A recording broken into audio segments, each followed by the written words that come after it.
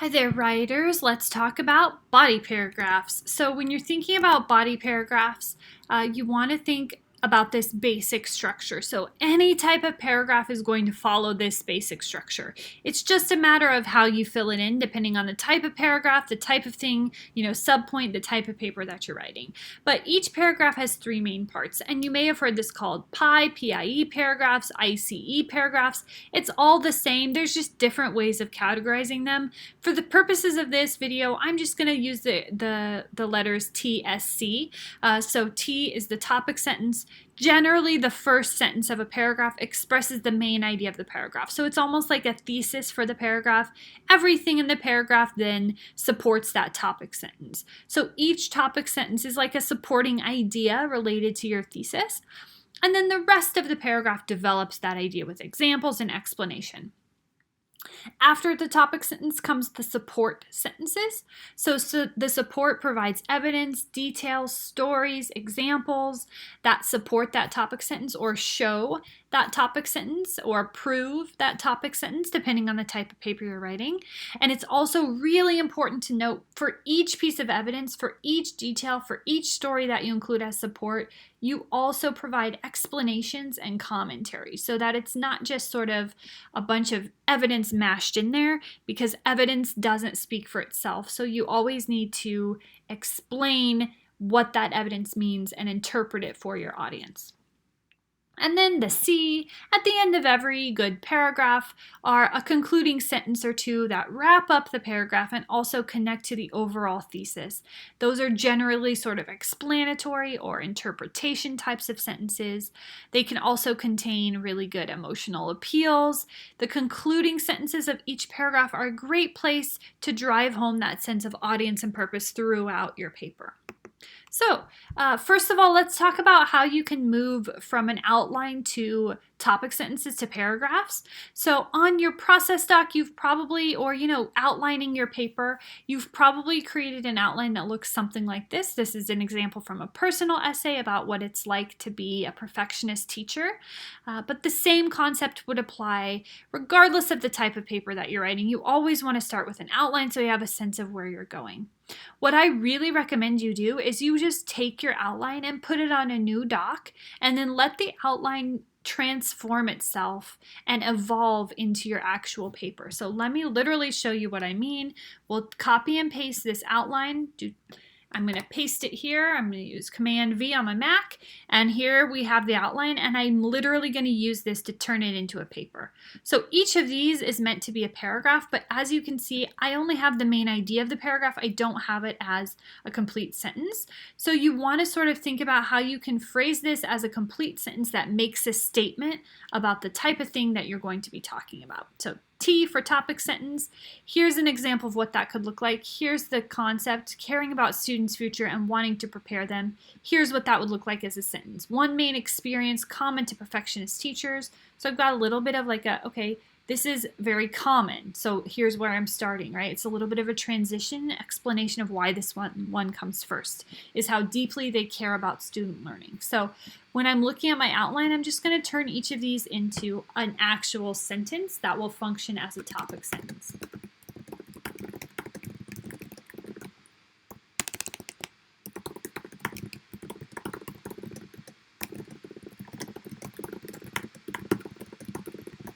And in fact, I'm going to change it a little. I'm going to say we. Since this is a personal essay, it makes sense to use these types of pronouns. So now I have a topic sentence for this paragraph. The formatting got a little wonky, but that's okay. I can fix it later. And then I'm just going to turn these into sentences as well. For example, so now I'm beginning to pull in examples of how deeply I care about student learning. As a composition teacher, I want students to be able to write any type of essay. So there we go, right? I'm just taking this and literally letting it become my main paragraphs. There we go, that's better. So I've got this. Now I know I can just sort of turn these into sentences, add some more examples as I go, and this will turn into my paragraph. So I literally recommend that you take your outline and paste it onto your doc. That way you maintain that sense of structure and where you're heading. Okay, so here, let me show you an example of a paragraph, a student sample paragraph, and what that topic sentence might look like. So this is from a paper that was explaining what it's like to have anxiety as a student. So here's the topic sentence for the first body paragraph. One of the negative outcomes that can develop from overthinking is anxiety. So it's literally just a statement in the rough draft format. It's just a statement that says this is one thing that can happen, right? One of the negative outcomes is anxiety. So that is the topic sentence. The rest of the paragraph then provides examples, specific stories, explanations, and details. Next comes support. So before you give details, evidence, examples, you may need a few sentences to explain your topic sentence. So you've got sort of just that statement. What did you mean by that? So think about that first. Offer a little explanation and then come in with any type of evidence or details that make sense that your readers will need to sort of see what you're talking about in the first sentence. In that same paragraph, here's what the support sentences look like. Please notice how big it is. It should be several sentences. In a well-developed, mature, sophisticated academic essay, the paragraphs will be bigger, like half a page or so, and so you want lots of types of examples. 3 within a paragraph is a good number, but not 3 sentences, because each example also has, it's very vivid and it also has explanation behind it. So by analyzing all these possible effects, it can be easy to become absorbed in negative thoughts. This can lead to being apprehensive and overly worrisome. And then we have, like, on several occasions, these types of things have happened. Then a really specific example here. For example, when I'm asked to present information in front of a class, I'm not able to present the information to the best of my ability because of my anxiety.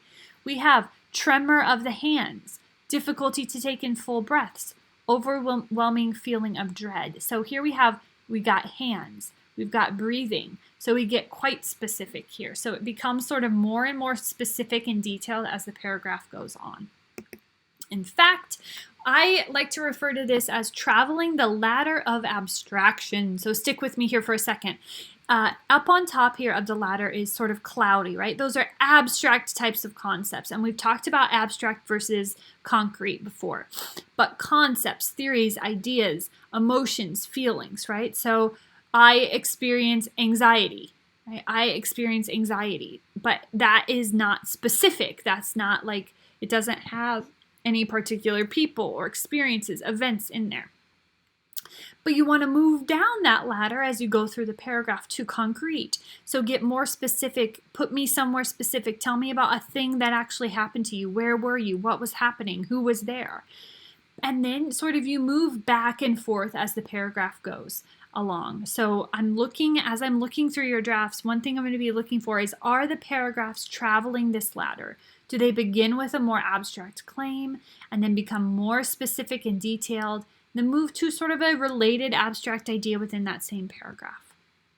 So again, we have more general, more abstract in the beginning, apprehensive, worrisome, I become overwhelmed. These are all abstract concepts. But then we get the concrete details: tremoring hands, can't breathe, feeling of dread, presenting in front of a class, right? So we become more and more specific, and then we get back to abstract as we go towards the end of the paragraph.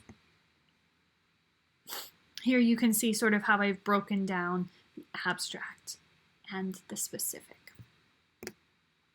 Finally, in the paragraph, a conclusion. Students often forget this. You don't want to end a paragraph on a specific detail. You don't want to end a paragraph on a specific quotation or a specific statistic, because readers won't know what to do with that. They won't know how you want them to interpret it or what you want them to get from it. So no evidence can speak for itself. You always have to come in after every detail you give and wrap it up. The same is true of a paragraph. The paragraph can't work by itself. You have to come in at the end and do a little bit of work to make it all make sense and relate. So you can explain why everything you said in the paragraph is important. You want to connect the information to your overall argument, so you're tying back to the thesis. Explain the importance of the overall topic. This is sometimes called like a clincher, like, why does all this matter? Be careful A lot of times students sort of just restate the topic sentence, but the concluding sentences should do more than that. They should be sort of a deeper level of thought than just stating a main idea. So avoid simply repeating previous information or rephrasing the topic sentence. Let's take a look at the C in this paragraph. When people overthink, they analyze every possible outcome of a situation, and while that can be good in certain situations like problem solving, it can be terrible in other scenarios or everyday life. So why does it matter? Well, because it makes everyday life kind of terrible when this type of thing occurs in my mind. Life is not fully lived if you spend it all worrying about what could happen and being paranoid about what you don't know. So this is a rough draft. We want to get that you language out of here about what you don't know. She should say what I don't know, right? Because it's about her experience, not the reader's. But it is sort of a lesson that she's trying to give to other people. So like this is the so what, right? Life is not fully lived if I spend it all worrying about what could happen. So we have a nice sort of sense of why all of this matters. And that's the writer doing the work there for the reader on the reader's behalf. So as you begin to draft your paragraphs, refer to this, begin each paragraph with a topic sentence. Use your outline to create those topic sentences. Just turn your words into a fully expressed statement. Then plenty of details and evidence with explanation of why all that matters, and a wrap-up sentence that's not focused on any specific example, but that comments on the overall paragraph itself and relates the paragraph to your overall purpose and audience and message that you want your paper to have.